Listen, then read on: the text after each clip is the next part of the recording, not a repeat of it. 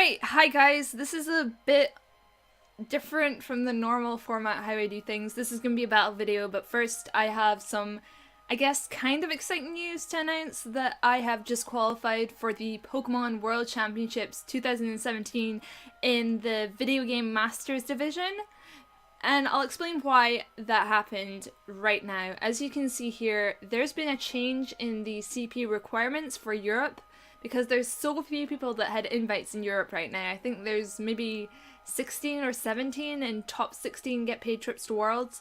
So they've lowered the qualification requirement for Europe and quite a few of the other regions as well by certain amounts. They've reduced the amount for seniors. They haven't reduced the amount for US and Canada Masters Division, but they have for the senior and the junior division, I believe. So they've reduced that by 100 points.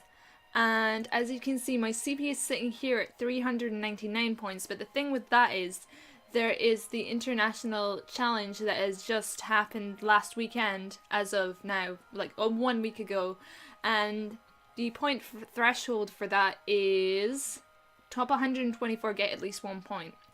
So that pretty much means that I'm guaranteed at least 1 point, but as I will show you here, they actually did the tallying for these scores and I am 214th place, which puts me about here. So I should get about 5 CP for what I did. So we're just waiting for that to be tallied officially because they've gone back to look over the scores again and they're going to be adding the CP on because they've had a lot of retroactive changes to make to the CP because they've had this change. They've added CP for some trading card game events. So I think nationals and some league events are worth more CP than they were, and they're adding that onto the current CP. So it affects the people that have went to the events prior, and it will affect the people that are going to the events now. So this pretty much means for me in the video game that I've qualified for Worlds. But I will be trying to get a paid trip. I will be going to Milan, which is only 1 day, so I'm basically doing everything as cheap as I can because, believe it or not, despite going all over the world, I am not rich. I am just doing it in very, very, very, very budget fashion. So there is Milan, Edinburgh, which is very local. That's about maybe 3-4 hours away. I have to go into Aberdeen to get a bus to Edinburgh. Spoilers, I do not live in Aberdeen. I live near there, but not super close, so yeah.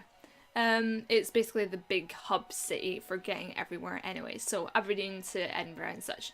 Going to Edinburgh. I'm also going to Birmingham Regionals, which is the week after Edinburgh, so everything's like packed into 3 weekends. There's the Milan on the 21st, I think, because the 21st is the Sunday, I believe, and then there is Edinburgh, which is the week after that. I can't remember what day it is. It's the Saturday after that, and then the regional, Birmingham Regional, is the week after that still. So there's 3 events in 1 week. There's also a international challenge, which is sometime in May. I don't know when it is in May, but I'm sure there's information for that. But anyway, now I've got that out of the way, I am actually going to explain why I haven't been posting shiny videos recently. I've lost access to the laptop which I used to edit my videos. I use Movie Maker, shameful I know, but it's the easiest tool I have and it gets the videos in HD quality as much as I need. But I have lost access to that laptop for now until it gets fixed up. So I've just been recording live videos straight from what happens. Like, there's no editing in these videos, which is pretty bad, but I have to make do so I can actually post some content, and I've been wanting to try some video game content for a while because it's something that I do a lot. I've been playing the video game competitively in terms of the VGC format since 2009, so it's pretty cool to be able to get some content about video game up on this channel. There's a few video game stuff, like some of my games from Worlds and such, but there's not a lot of actual video game content. Anyway, I will put the sound on for this. Actually, I should really put in some earphones so you don't hear the volume from the game itself. I'm totally organized. I organize everything and then I realized I forgot one thing, which is really unfortunate. Anyway, I'll put on the sound for that in a sec, and I will switch recordings over to this screen because I have a video game battle for you guys. It's the best of 3 from the Edinburgh Mid-Season Showdown, which happened on the 27th of February. I think it was the 27th, anyway, I can't remember. But it was in February, it was the end of February. This was when I was still using this team. It was Salazzle, Lapras, Garchomp, Vikavolt, now I forget the last 2. Delmise, and who else was there? This is terrible, I should not be forgetting these guys. Delmise and... Actually, let's go through the other battles, I'm sure I've used them. Maybe not. Delmise and Lele, of course, how could I forget Tapu Lele? Like one of the main pins of the team. Anyway, I don't think I use any of them here, and you can't see who wins and loses, so we do get to all 3 games. This is the last kind of set that I had with this team that I've recorded here. I actually played Jimmy Keane in the 5th round, who totally destroyed me.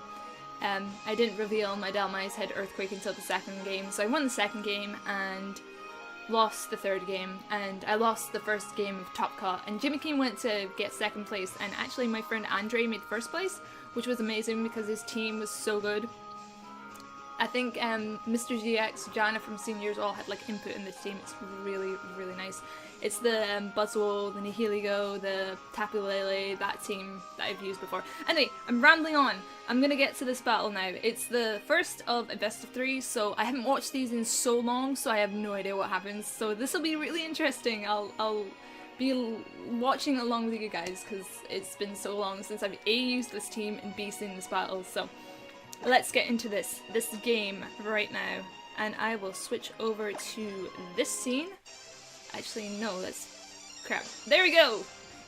I'm actually just using the background for my banner here. Curry made this, and it's amazing. So here is the battle. Opponent sends out Arcanine and Muck, which is not good for me, because Muck's a really strong Pokemon in this format, and Arcanine's just absolutely everywhere. It's got Wild Charge, Flare Blitz, the Intimidate is so strong, Extreme Speed when it's out of terrain, really, really good moveset. And this is actually standardish leads for me. The Salazzle and the Lapras, back when I used this team, I'd lead with these guys, I'd surprise some people with a few moves that the Lapras has.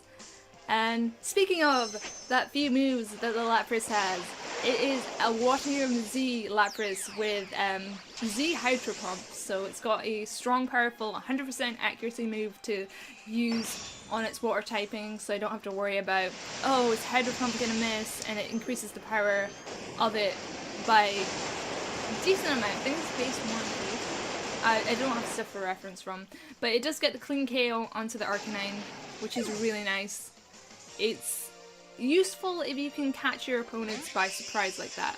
Anyway, opponent sends in Kartana. I feel like this is kind of a good position to be in until Kartana protects, and yeah, I think I double into it with Ice Shard and Flamethrower to try and break the sash, because most Kartanas have Focus Sash, though I think I thought that I might get off with it because, oh, Kartana, they think they're gonna be able to survive with their Focus Sash and then take out my Lapras, but that doesn't happen. He sends in Tapu Lele, which he could have done at any time, I suppose, because Tapu Lele's Psychic Terrain would block the priority moves there.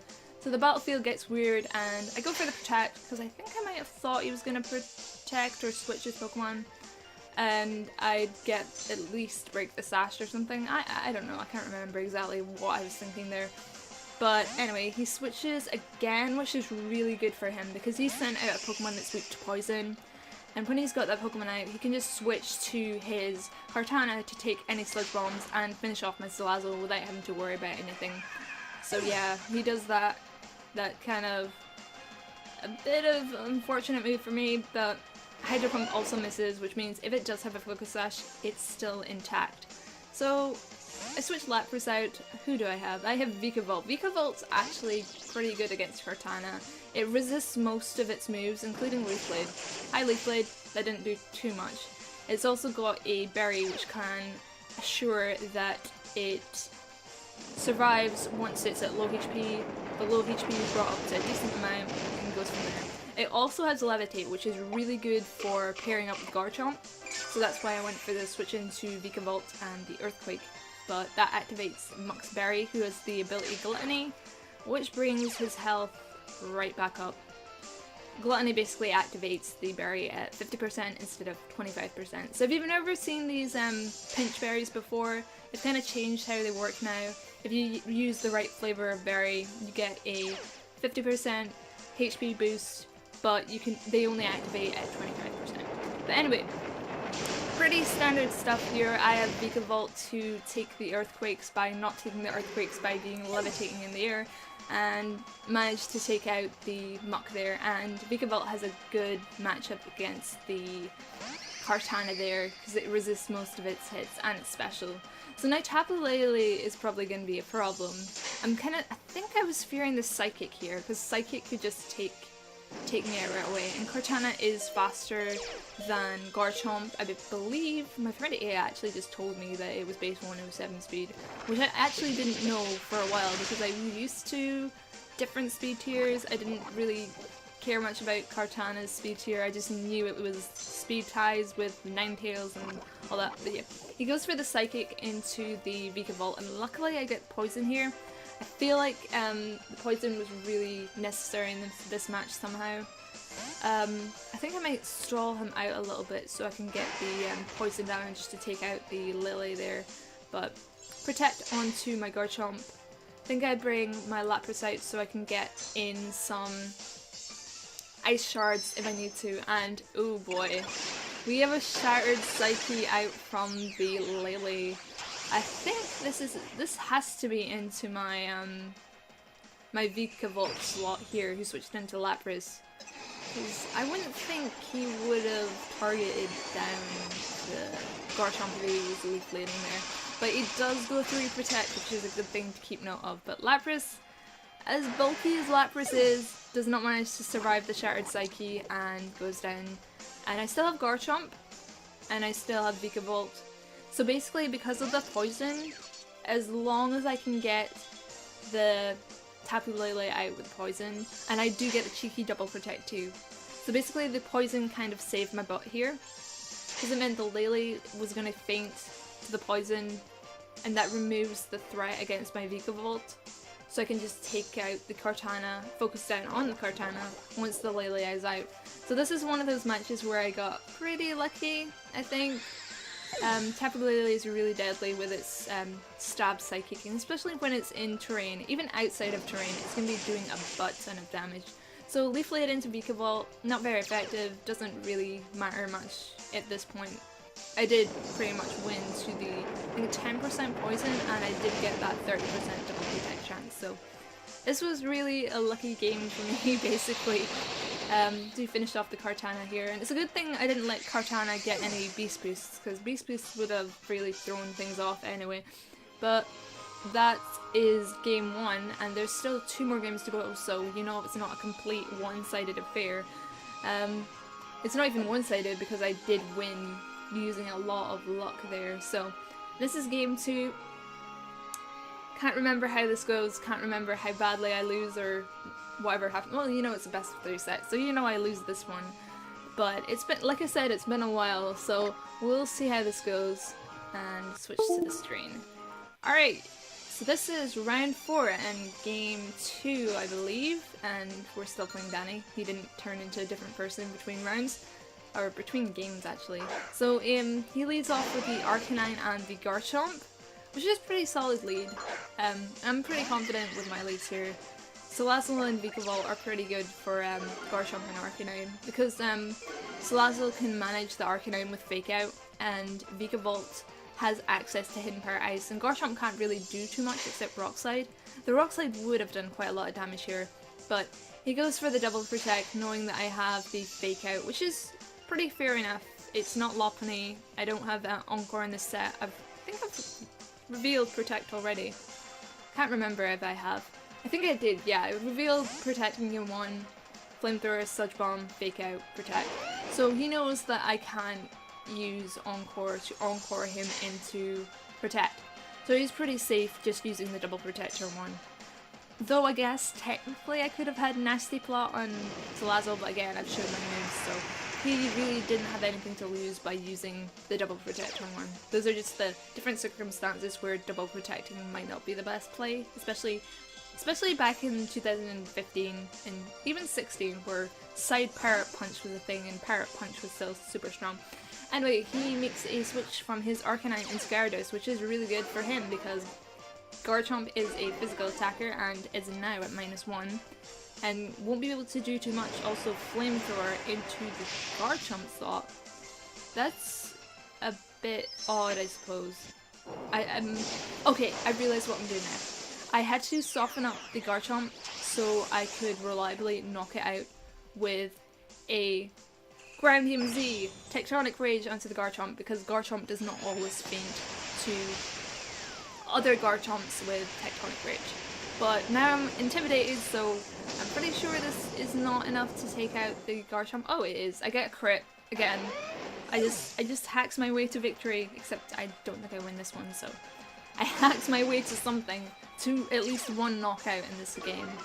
Anyway, in comes Arcanine getting that double Intimidate onto the Garchomp, which is really unfortunate because it means Garchomp can't really do much. Decide not to switch out though and go straight for the Sludge Bomb, I think. Oh, once the Gyarados. I think the Gyarados is the most threatening thing here right now because the Gyarados can get a Dragon Dance up, and if Gyarados gets a Dragon Dance up, I don't really have much that can kind of counteract that. I don't have Protect on any of my Pokemon right now. Well, I do have Protect, but I don't have a good way of dealing with Gyarados, I will say. So I switched Garchomp here into Lapras because I think Lapras is kind of my last ditch effort to try and take care of the Gyarados, and I think I might try and get Salazzle in again for the fake out pressure. But you know, Extreme Speed can take care of my Salazzle from this range, and we see a Water MZ, which I think is actually into the Lapras slot. It would make sense to go into Salazzle if he had already targeted it down with another slot, but look at that. That's what I love to see when I'm using Lapras. Most powerful Water Z move straight into the Lapras slot, and here I kind of misplay in that I didn't realise that Salazzle is still faster than Gyarados even if Gyarados is at +1. So he gets the knockout on Salazzle, and poor little Lapras is here all alone. I think I'd go for the Freeze Dry into the Gyarados and Wild Charge from the Arcanine. That does a decent chunk. This is a Water MZ Lapras, so it doesn't have Assault Vest or anything like that. Not that Assault Vest would affect a physical attack, but it's not the bulky variant. It has some offensive capabilities as well. So it's not super defensive, so that's pretty decent damage for a super defensive Lapras. Anyway, in comes Cortana, and Cortana kind of screws me over right here. It's faster than I am, and yeah, I didn't want to Earthquake my own Lapras. I probably should have, because I probably should have expected Leaf Blade to come out onto the Lapras, but I suppose he could have Leaf Bladed my Garchomp as well. So I think the best play here would have been to at least try to Ice Shard and Earthquake and hope for a crit, because there was no way I was going to win otherwise, because Cortana can take Earthquakes for days. And yeah, I've given him the +1 and I have not taken out the Arcanine. So if I could take out the Arcanine, I would be in a good spot because Vikavolt would be able to finish off the Cortana. But I didn't go for the Earthquake. I was fearing, hey, maybe he's going to protect and let me Earthquake my own Pokemon, but he doesn't do that. And I'm left with Vikavolt versus Arcanine and Cortana, and not really in my favor here. Arcanine just completely destroys Vikavolt here. So take some recoil and I have lost this game. So that's fair play. Came close. I should have really protected on the Earthquake. Not protected and Earthquaked, I should say. I said the exact opposite of what I meant to say. But yeah, if I'd gone for the Earthquake instead of protecting, just assumed that Lapras was going to go down here. But at the same time, I think I was worried that Leaf Blade would go into Garchomp and Leaf Blade would just take out Garchomp. So yeah, we're going to game 3, and we don't know who wins, we don't know who loses here because it's tied 1-1 and someone has to win. So I'm gonna jump straight into the third game, see what happens. Who knows? Maybe I'll win, maybe I'll lose. Probably lose. Knowing me, I'll probably lose. Anyway, challenged by Danny again. let's see what the leads are. And it's Arcanine and Cortana. Yeah, I'd say that's fairly safe. I haven't actually used Tapu Lele this entire game. I said it was fairly safe, but then I've kind of got idealish leads for this kind of matchup. The Garchomp for the Arcanine and the Cortana for the Salazzle for the Cortana, I'm sorry. So he switches Cortana straight away into Gyarados, and Gyarados from the last game, kind of a problem because it is Dragon Dance.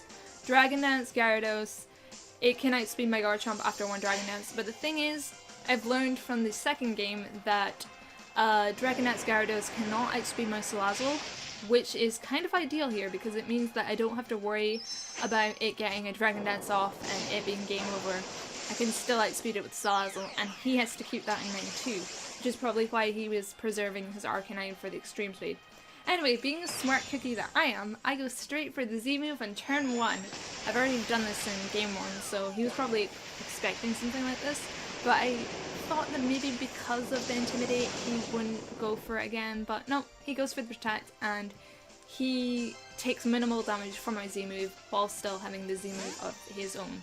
So I switch my Salazzle for Lapras. I feel this is pretty safe because it means that I take any water attacks that goes into the Salazzle slot, and it also means that I don't have to worry about fire attacks. I guess neutral from fire, but he goes for the Wild Charge into the Lapras slot, which is fair enough because he just needed some damage from the onto the Salazzle to break the sash while Dragon Dancing with Gyarados here. So fair play to him. I did get lucky with a critical hit. Critical hit kind of put him in a weird position where he is, I think, possibly in Ice Shard range, which is why I go for the Ice Shard here. And Arcanine avoids the Rock Slide, which is, again, fair enough. I've gotten very lucky through these matches, so I cannot be salty about that. But I've kind of revealed my intention to Ice Shard. So he's at +1, he can outspeed my Garchomp. So he's in a position where he's probably going to want to extreme speed my Lapras here to take it out before I can Ice Shard. I think he does that, yes, he just goes straight for the extreme speed. So that's the Lapras out the way. But the thing with that is, it means that...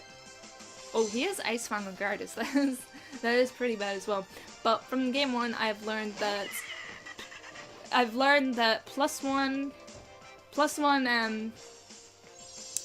Gyarados is slower than Salazzle here, so extreme speed into Salazzle and Waterfall into Salazzle. So basically I get a free turn to do whatever I want onto the Gyarados and the Arcanine. So I managed to take out Gyarados here, and yep, pretty good position I think. I think I'm still intimidated actually, so this not so good position, both Salazzle and Garchomp are threatened by the combination of Garchomp and Arcanine.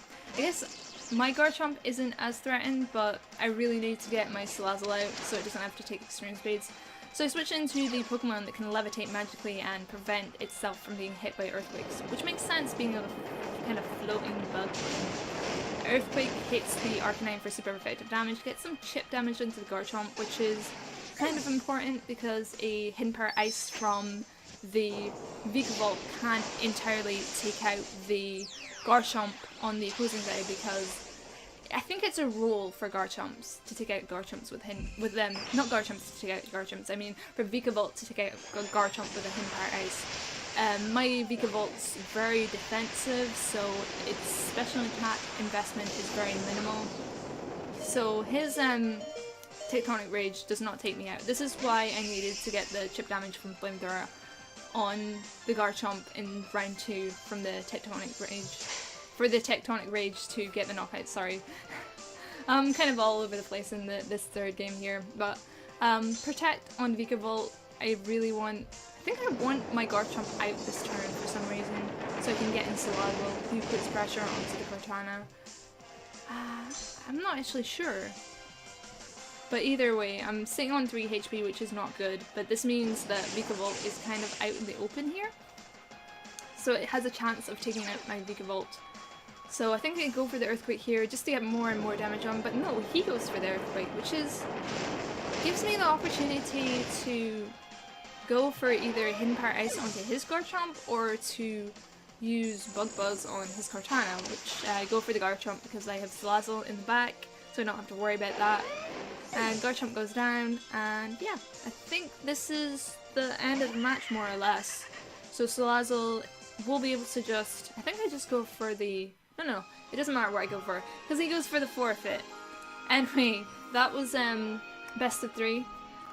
Might have heard some things in the background. I think there's some people in the background that I didn't tell I was recording, so you might hear some of that. Hopefully not too much, because I don't have the ability to edit this video. But yeah, that's the best of 3 games. Thanks for watching, and I guess I'll see you later.